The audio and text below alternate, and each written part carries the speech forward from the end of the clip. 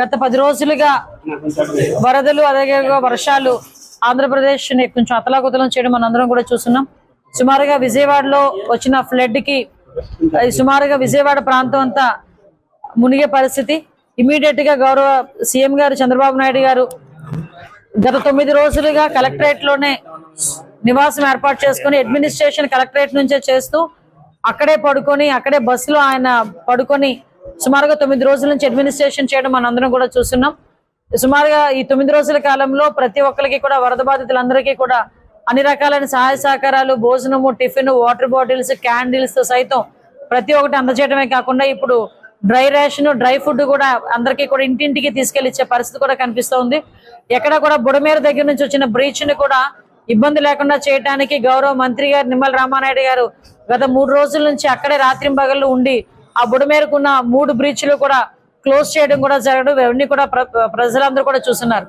దీని నేపథ్యంలోనే ఈ రోజు మనకి కాకినాడ కూడా ఏలేరు రిజర్వాయర్ కూడా పొంగి పొరలడం వల్ల కాకినాడకి కొంచెం ఇబ్బందికరమైన పరిస్థితి ఉందని అటు కాకినాడకి పవన్ కళ్యాణ్ గారు రావటం, అదేవిధంగా ఈ రోజు ఇక్కడ విశాఖపట్నం, అనకాపల్లి, ఏఎస్ఆర్ జిల్లా, అదేవిధంగా మన్యం జిల్లా ఇటువైపు ఏరియాలోని ఒక 3 డేస్ నుంచి కంటిన్యూగా వర్షం పడటం వల్ల ఇక్కడ రిజర్వాయర్లు కూడా పొంగి పొరలటం మనం అందరం కూడా చూస్తున్నాం.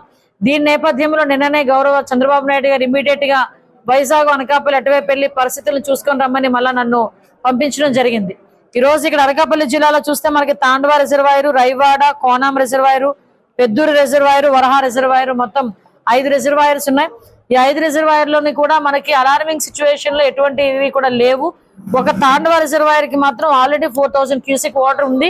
ఇంకో 4000 క్యూసెక్ వాటర్ కొంచెం అక్కడ మళ్ళీ గేట్లు తీస్తున్నారు కాబట్టి ఇంకొక 4000 క్యూసెక్ వాటర్ పాయక్రోపేట వరకు రావడం జరుగుతుంది. అక్కడ ఎవరైతే లోతట్టు ప్రాంతాల్లో ఉన్న వాళ్ళందరినీ కూడా మళ్ళీ తిరిగి ఒక రీహాబిలిటేషన్ సెంటర్స్ కి పంపించుకొని అక్కడ వాళ్ళందరికీ కూడా శిబిరాలు ఏర్పాటు చేయడం జరుగుతుంది. వాళ్ళందరికీ కూడా ఫుడ్, అకామిడేషన్ ఇబ్బంది లేకుండా చూసుకోమని ఇప్పుడే కలెక్టర్ గారు అదేవిధంగా ఎస్పీ గారు ఇక్కడ కంట్రోల్ రూమ్ ఏర్పాటు చేసుకుని కంట్రోల్ రూమ్ ద్వారా వాళ్ళందరికీ కూడా ఇన్స్ట్రక్షన్, అధికారులందరికీ కూడా ఇన్స్ట్రక్షన్ ఇవ్వడం జరిగింది. ఒకటి మాత్రం క్లియర్, నాయకుడు ఎవరు ఉండరు. ఈ రోజు ప్రజలందరూ పరిస్థితి ఎలా ఉందంటే, ఒక పక్క ఈ ప్రాబ్లం రావటం దురదృష్టకరం, ఈ వరదలు రావడం దురదృష్టకరం అని భావిస్తూనే ఇటువంటి సమయంలో చంద్రబాబు నాయుడు గారు ముఖ్యమంత్రిగా ఉండడం మా అదృష్టం అని చెప్పి ప్రజలందరూ కూడా ఈ రోజు ఊపిరి పీల్చుకునే పరిస్థితి ఈ రోజు కనిపిస్తా ఉంది.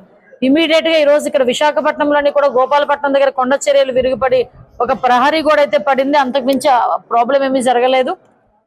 ఇమీడియట్ గా రేపే ఈ 3-4 జిల్లాల కలెక్టర్స్ తోని అదేవిధంగా అన్ని అఫీషియల్స్ తోని రేపు రివ్యూ ఏర్పాటు చేసుకుంటున్నాం.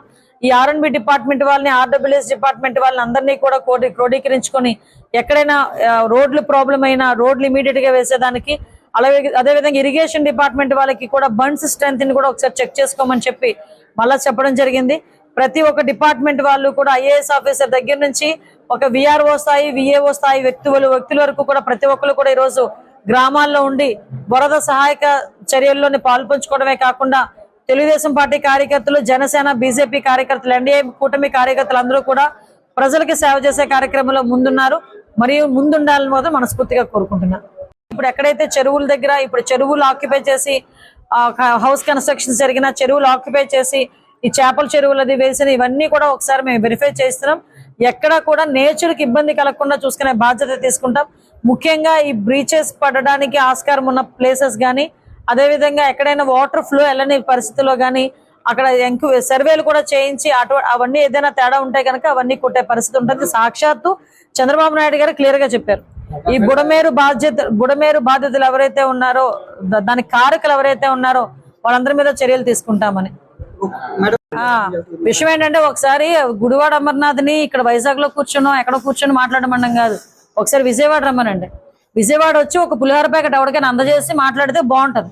అంతే తప్పించి ఎక్కడ మాట్లాడకుండా ఏం పోయింది, పైసా ఖర్చు లేనిది కదా ప్రెస్ వచ్చి ముందుకొచ్చి మాట్లాడటం.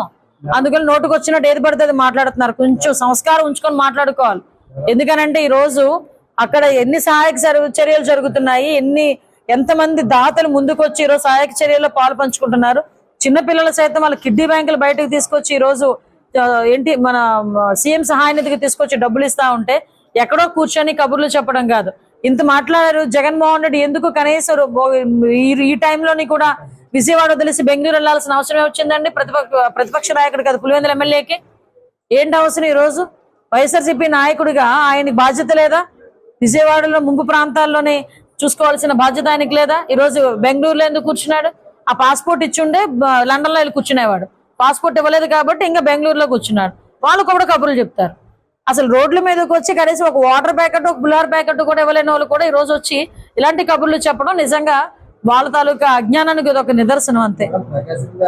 డెఫినెట్ గా కుట్రకోణం ఉందనే సంగతి మాకు బయట వచ్చిందండి ఈ రోజు. అందుకని ఇద్దరిని కూడా అరెస్ట్ చేయడం కూడా జరిగింది. ఆల్రెడీ డిపార్ట్మెంట్ వాళ్ళు ఇద్దరిని అరెస్ట్ చేయడం కూడా జరిగింది. ఏదైతే పడవలు అక్కడ కొట్టుకొని వచ్చినాయి అని చెప్తున్నారో అవి ఇంతకు ముందే అవి అక్కడ చేరుకోవటం, అదే విధంగా వాటికి యాక్చువల్ గా 32 టన్స్ బరువు ఉన్న ఒక్కొక్క పడవ అది. ఆ 32 టన్స్ ఉన్న పడవలు 3 లింక్స్ కట్టి, యాక్చువల్ గా అయితే పడవలు ఏం చేస్తారంటే ఒడ్డుకి కట్టుతారు. దీనికి 32 టన్స్ ఉన్న బరువు ఉన్న పడవకైతే లింక్స్ పెడతారు, ఇనుప లింక్స్ పెడతారు. అటువంటి ఇనుపు లింకులు కాకుండా ఒక సాధారణమైన చిన్న తాడు కట్టేసినట్టు వదిలేసి, అంటే కావాలని అది. అంటే నిజంగా ఒక్కొక్కసారి ఆలోచిస్తుంటే జగన్మోహన్ రెడ్డి తాలూకా సైకోయిజం గానీ, జగన్మోహన్ రెడ్డి తాలూకా నేర ప్రవృత్తి గానీ ప్రజల మీద, సామాన్య ప్రజల మీద ఇంపాక్ట్ ఎలా పడుతుంది అంటే, నిజంగా మన అదృష్టం బాగుంది కాబట్టి ఆ 32 టన్స్ కి సంబంధించి ఏదైతే పడవలు ఉన్నాయో 3 పడవలు ఆ గట్టు, ఆ ప్రకాశం బ్యారేజ్ గోడ తగిలుంటే గనక అది ఏదైనా జరిగితే గనక పరిస్థితి ఏంటి? అప్పటికి 11 లక్షల క్యూసెక్స్ వాటర్ ఉంది, 11.4 క్యూసెక్స్ వాటర్ ఉంది.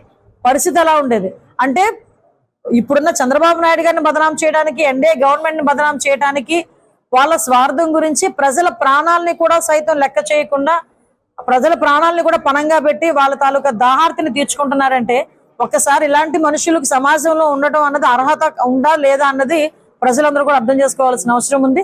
దీని మీద సమగ్ర విచారణ జరుగుతుంది. ఆల్రెడీ ఇద్దరిని అరెస్ట్ చేయడం జరిగింది. ఇంకా ఇందులో ఎంతమంది బాధ్యులు ఉన్నారో వాళ్ళందరినీ కూడా అరెస్ట్ చేయడం జరుగుతుంది.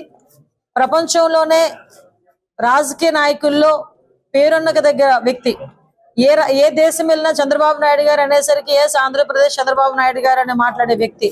అటువంటి వ్యక్తిని కేవలం కుట్రలతోని, కుతంత్రాలతోని అక్రమంగా అరెస్ట్ చేసి నేటికి సంవత్సరం అయింది. కానీ ఒక్కసారి ఆలోచించుకుంటే, ఆ రోజు ఆయన 53 రోజులు జైల్లో అక్రమంగా నిర్బంధం అయిన తర్వాత కూడా ఎంతమంది రోడ్ల మీదకి వచ్చి, ప్రపంచవ్యాప్తంగా ఉన్న తెలుగు వాళ్ళే కాదు చాలా మంది సింపథైజర్స్ అందరూ కూడా బయటకు వచ్చి చంద్రబాబు నాయుడు గారు బయటికి రావాలని కోరుకున్నారు. ఒక్కటి మాత్రం నిజం, చంద్రబాబు నాయుడు గారిని అరెస్ట్ చేసేమో అని సంవత్సరం క్రితం ఇదే రోజు సంబరాలు చేసుకున్న జగన్మోహన్ రెడ్డికి ఆ రోజే బేజం పడింది, జగన్మోహన్ రెడ్డి పతనానికి, వైఎస్ఆర్సీపీ పార్టీ పతనానికి.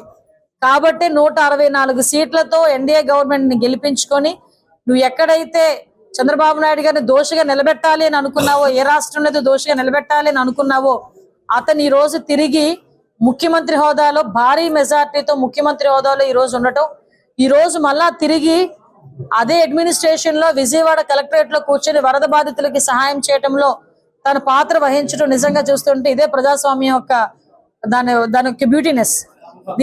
దీనికి కంపల్సరీగా జగన్మోహన్ రెడ్డి ఈ రోజైనా కనీసం తను చేసిన పనికి పశ్చాత్తాపడితే బాగుంటదేమో.